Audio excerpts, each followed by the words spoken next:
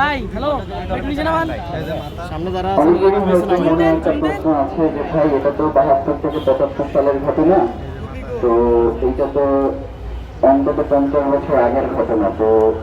আপনারা এই মুহূর্তে এসে গায়েবানা জানাজার নামাজ কেন পড়ছেন? প্রথমত আমাদের হচ্ছে দুইটা কারণ। একটা হচ্ছে ওই সময়ে যাদেরকে এই রক্ষী বাহিনী হত্যা করেছে তাদের অধিকাংশ মানুষের জানাজা পড়বার সুযোগ হয়নি, এবং দ্বিতীয়ত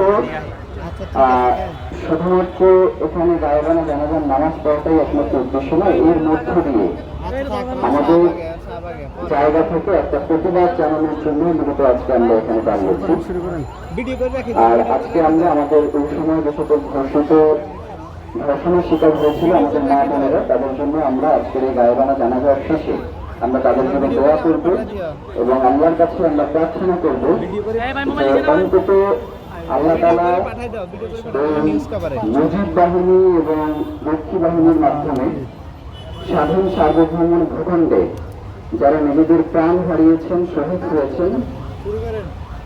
যাদের মাধ্যমে হয়েছেন, তারা যাতে বাংলাদেশে আর রাজনীতিতে কোনোদিন ফিরতে না পারে